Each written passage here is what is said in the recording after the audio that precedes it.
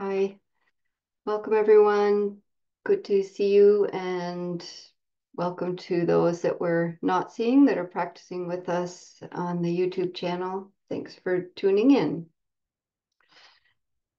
Um, Tonight is starting with story time. There's an excellent person on Instagram that does wonderful posts, and she goes, "Story time." So I always think of that. And this one is a Palestinian folk tale. Although when I was researching it, I also found a version that's Armenian, and I think it shows up in different iterations in many different cultures. It's an old folk tale. I first was tweaked to it from John Kabat-Zinn's book, Wherever You Go, There You Are. Uh, he made a brief mention of it, so I searched it out and found this version that I'm going to share. Let's see. I'll put a link to this story and a link to John Kabat-Zinn's book down below in the YouTube recording here. So there's a woman who's a goat herder, goat keeper, tender, and she's gone out to the field and is milking the goats that day, and has collected this pail of goat's milk. And then the day is long, and she's then collecting firework to make a fire to be able to heat the milk, cook the milk.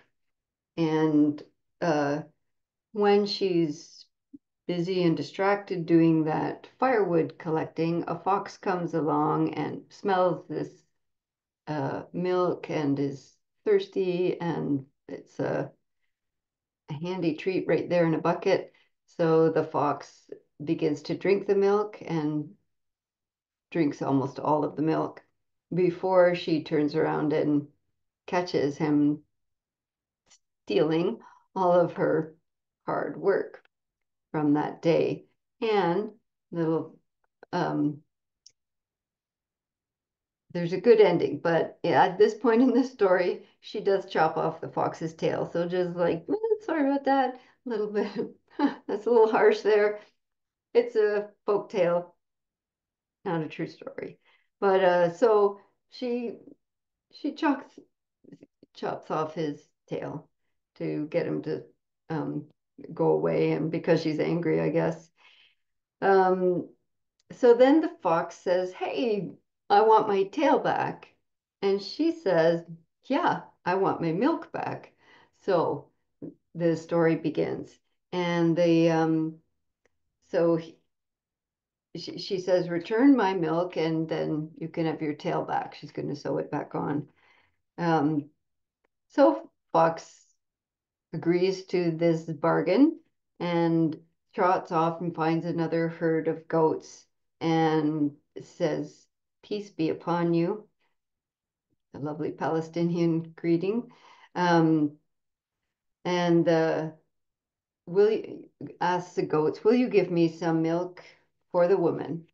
And the goats say, in this story, they stroke their beards first as they say, "Yes, you can have some milk, but we need some leaves from the olive tree in order that, as our food to be able to make more milk." And so if you bring us some olive branches to eat, you can have all the milk you need.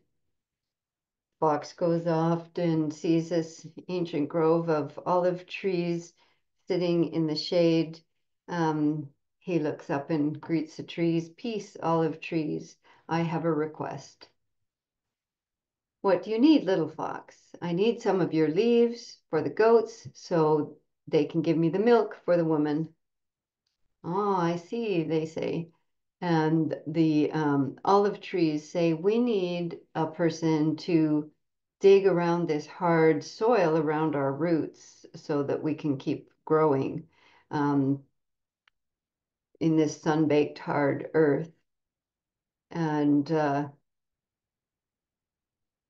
Fox says, I will find someone who can dig around your roots. So Fox starts heading to the village and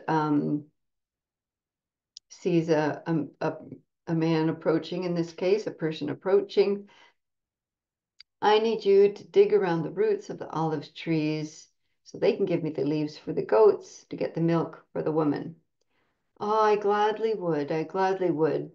But he points to his bare feet and says, I'm too poor to afford a pair of shoes, so I can do this work. Um, if you can somehow bring me a pair of shoes, I will dig around the trees. All right, and then the fox goes to the village and finds the cobbler. The cobbler hears this whole tale, and the cobbler is touched by the compassion of all these needs and realizes that he has a pair of boots that are a little worn and nobody's going to buy them. And he offers these boots to the fox. So then the story starts to turn around.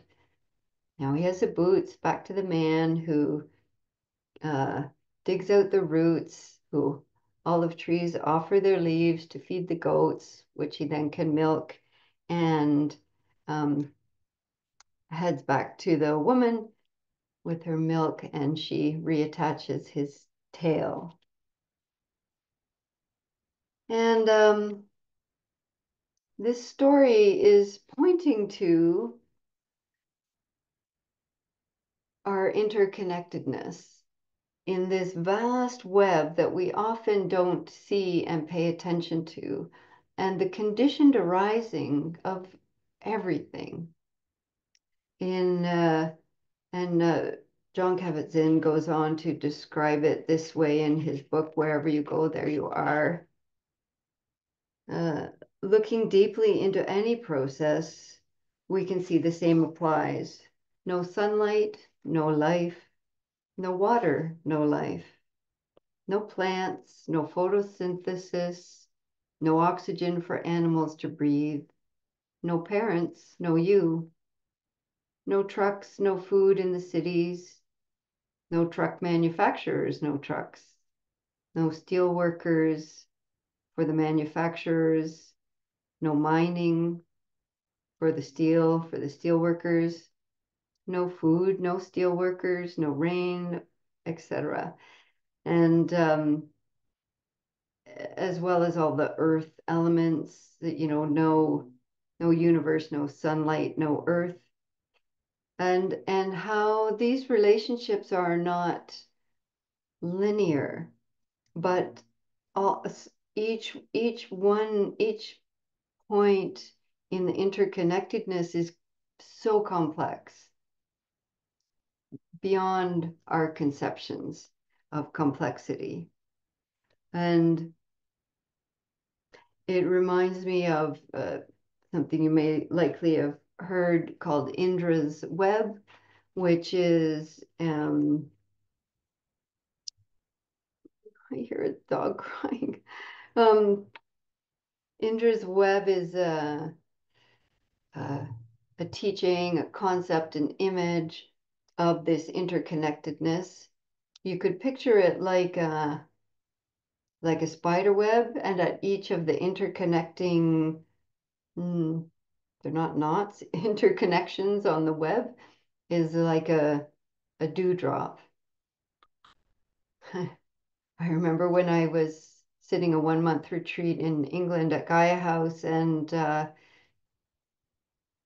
it was so beautiful. One morning out on this front lawn, it was just all the right conditions and the light and the morning dew, and looking across this big lawn, and all the grass was covered in webs.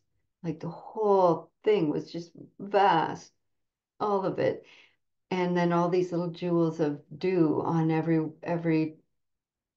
blade. It was like, wow, stunning. And it was such a image of Indra's web or of this hidden, unseen interconnectedness that's always there. And even more so than like picturing that kind of spider web image, that's like two-dimensional, whereas the Indra's web and or this interconnectedness is multi-dimensional. And so it's infinite and in all directions, boundless, multi-dimensional cosmic web. In Indra's web, at each intersection, there's a multifaceted jewel. And in the jewel, it reflects every other jewel. And then even more so, if you're looking at a particular jewel that's reflecting every other jewel, and you look into that reflection, you see in each reflection, it's all interconnected and reflected again. And this boundless, infinite interconnectedness and complexity is the truth of things. And it's helpful to remember when we feel so alone, when we feel separate, isolated, other, um, yeah, contracted into our separate selfness. So this teaching of the fox's tail and Indra's net can help us remember this truth of things. So not only is everything related to everything else, to all things, and everything is in constant flux, constant flow. It's all effervescent. And so in any given moment, whatever we are in contact with, in ourselves, in each other, with all the everything, it's actually connecting us to the whole world. Every jewel is so boundlessly, every leaf, every dust mote is vastly interconnected with everything.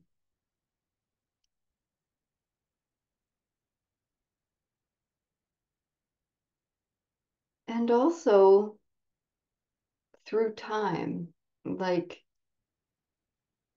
because everything is in constant flux and flow, and everything is conditioning every other arising, that the awakeness in the present now, the present moment, is beyond time, beyond conception. Uh, John Kabat-Zinn phrases it as cradling the flow of the present moment in awareness. I like it a lot. Cradling the flow of the present moment in awareness. Very lovely. Hmm.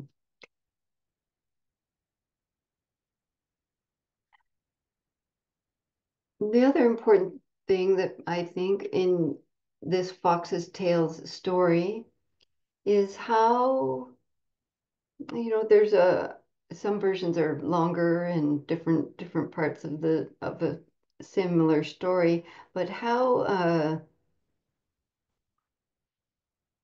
there's kind of a trajectory in the story of I'll give you what you want when you give me what I want, or what I need. Um, that kind of bartering way of living. And then it all turns around when the shoemaker gives this act of generosity, didn't ask for anything in exchange, just said, I see this need, I'm able to offer this. And then the whole thing turns around and it comes to some resolution. And that's quite beautiful as well. How does that apply to our lives? What's possible for us in turning around these opportunities that are here every day, many opportunities to receive and to offer and to make a difference that's beyond our knowing. We have no idea the ripples. It's like the butterfly effect, which I should have looked it up so I could get it more accurately, but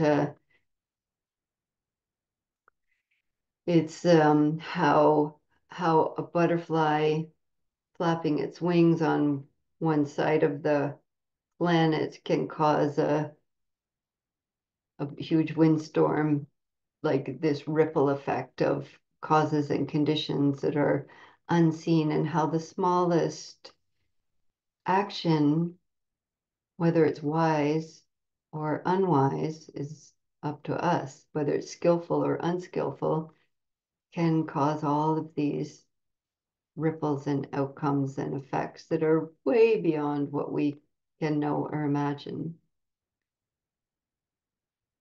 And somebody was asking today about, we were talking about the Metta Sutta, and it's actually called the Karaniya Metta Sutta, and I had to look up what Karaniya meant. But it means what ought to be done, what should be done, what must or should be done, to be done or to be made. And it begins with this is what should be done by one who is skilled in goodness, and it goes on through the Metta Sutta, where the Metta Bhavana practice comes from, the loving kindness or friendliness cultivation. And so to understand our wise in the whole eightfold path, wise action, wise speech, wise livelihood, wise mindfulness, intention, view, all of these parts of the eightfold path, and to understand that we won't know where these things land. All we can do is take responsibility for what we're doing, how we're speaking and acting and consuming or not, etc.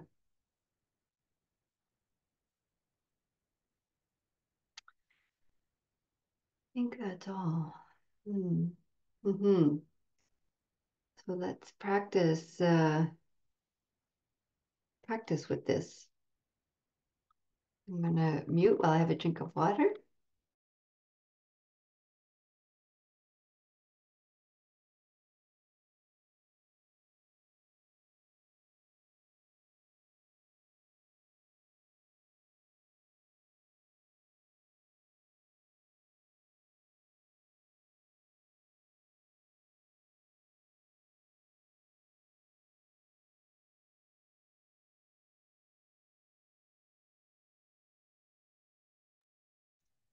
So as you're settling into your posture, you might take some time to look around your space. It's really beyond what the conceptual mind can understand.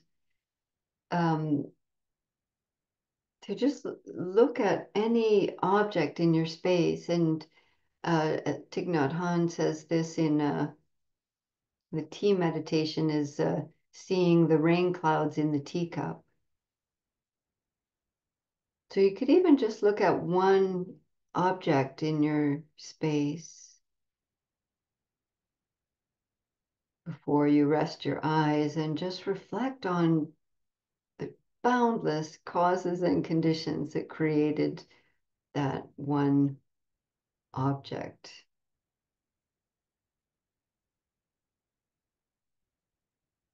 absolutely amazing. What elements are in it? Who created it? How did it get to you or to a shop or,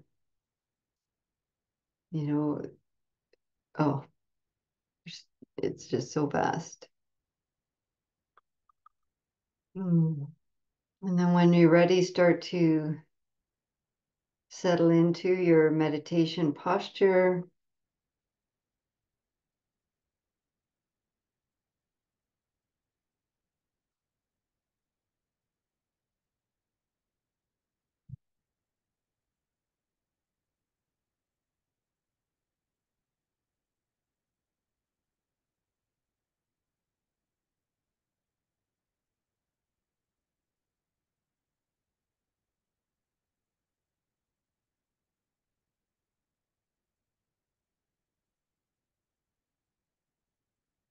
And just allowing your awareness to settle down into the body, which is always in the present moment.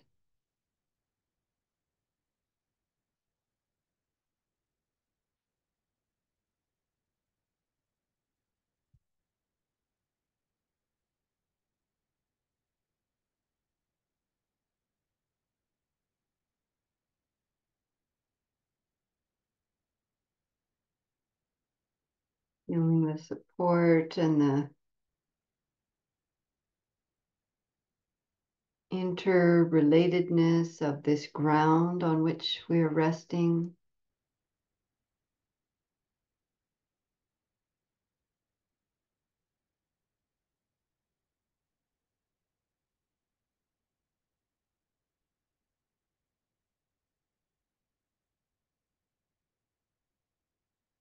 Allowing as much tension or stress that may be held in the body, the heart, the mind, to release into the support that's here, softening and letting go, resting down.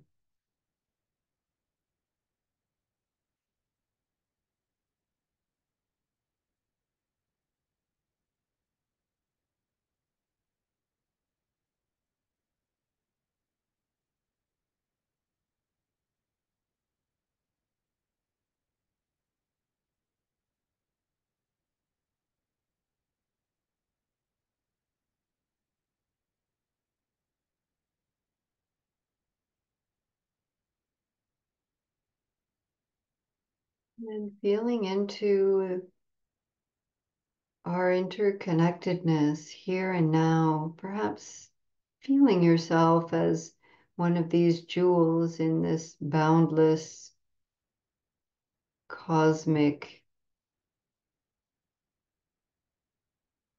multifaceted experience, and how in this present moment, how you are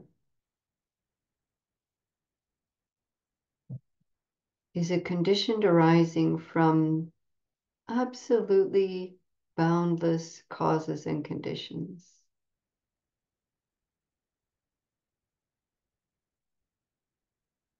And how could it be any other way than how it is right now?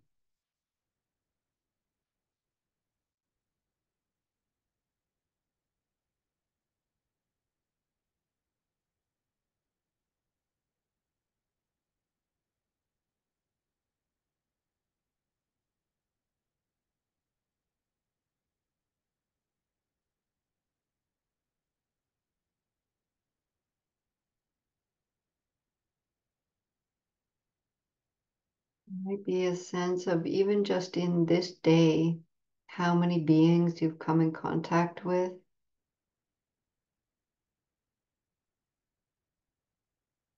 and all the ripples out from each of them.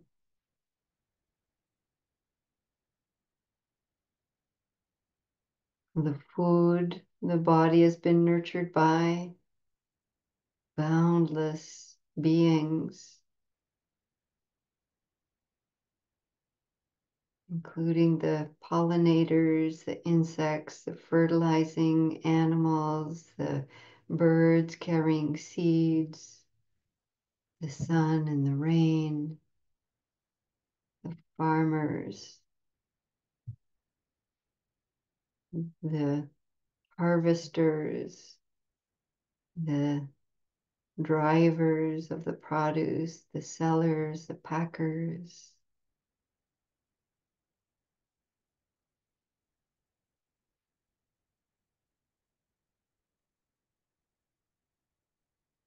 In each bite of food that's in your body in this moment, boundless beings.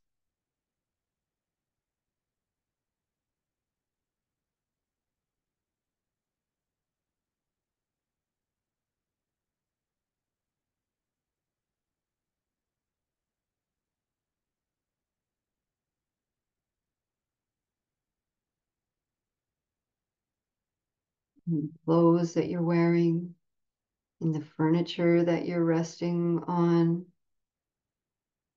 boundless, interconnected beings, all reflecting each other.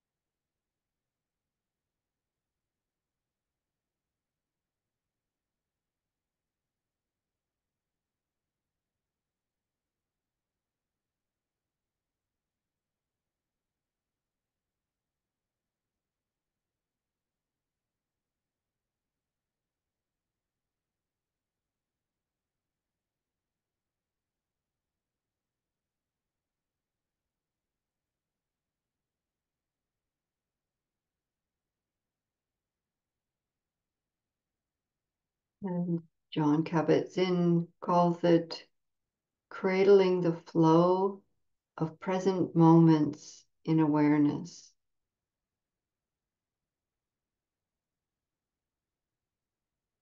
Just resting back and down in this upright, awake awareness.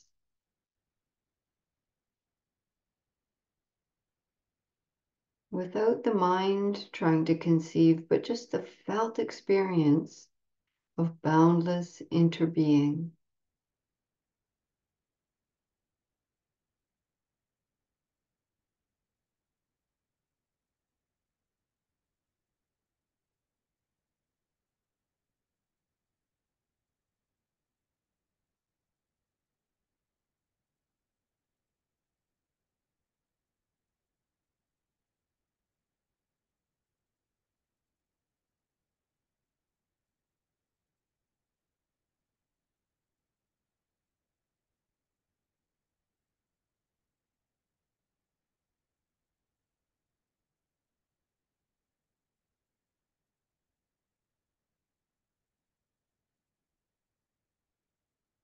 And this Metta Sutta that I was mentioning, that what should be done by one who is skilled in goodness,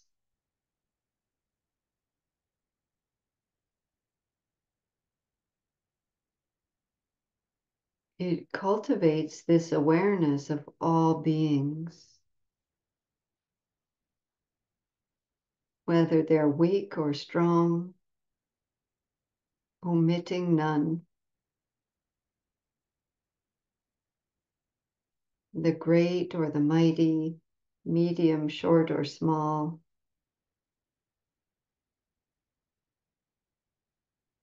Those who are seen and unseen.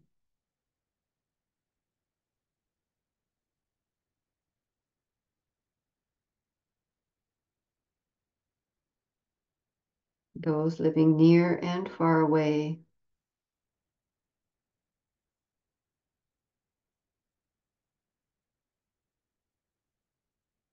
Those born and those yet to be born.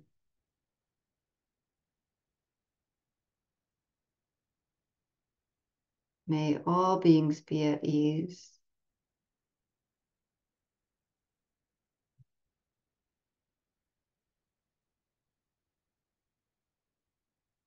May all beings be safe and happy.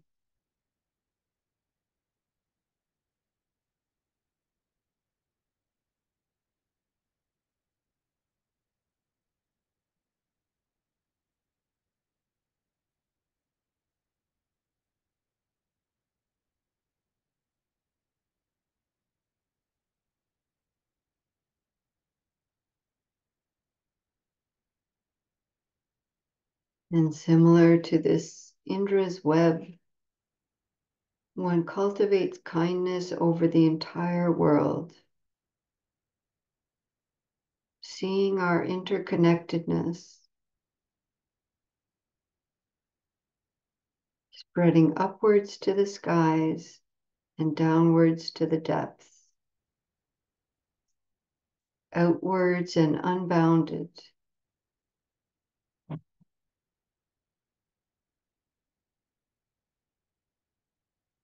Freed from hatred and ill will.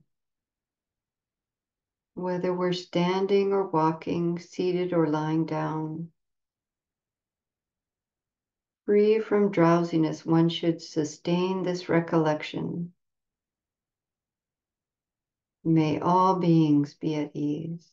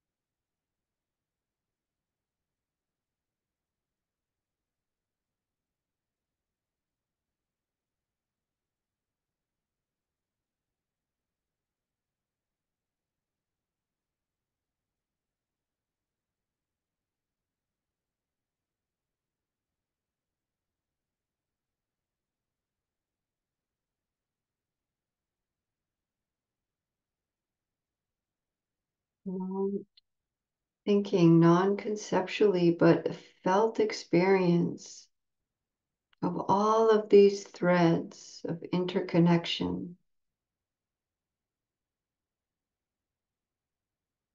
and cultivating skillfulness so that we can be the cobbler that turns the wheel towards resolution, that turns to compassion and generosity.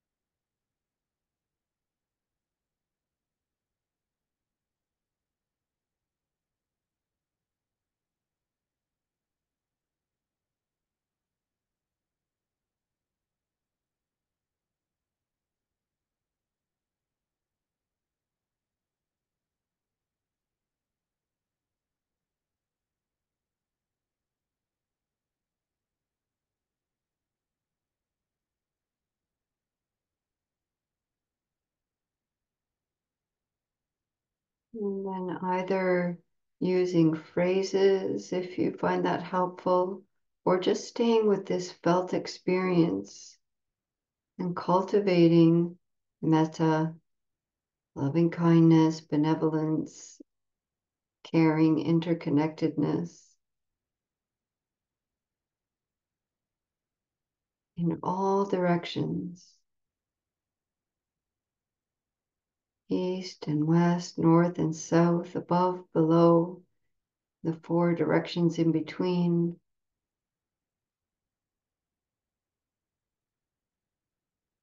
May all beings be happy.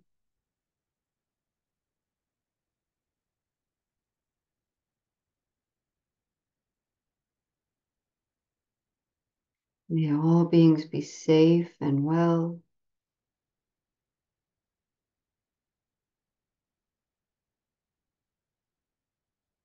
May all beings everywhere be at ease and free from dukkha.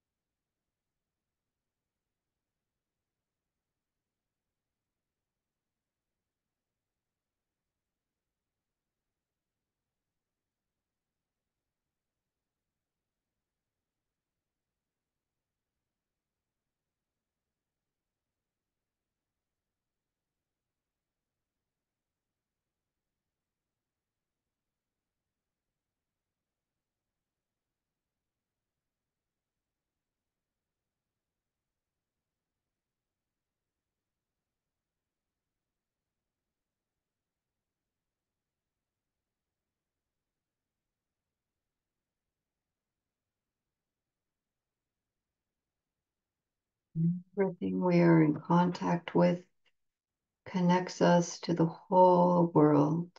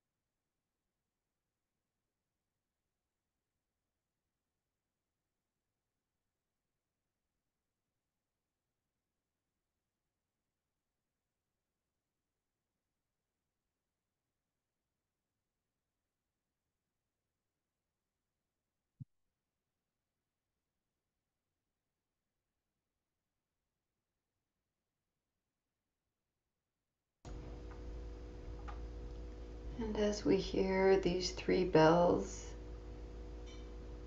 their sound, their vibration travels in all directions, touches all things equally, reminding us of this kind of radiant metta and interconnectedness. So following and feeling these sound vibrations moving through our hearts, our awake awareness in all directions for all beings everywhere.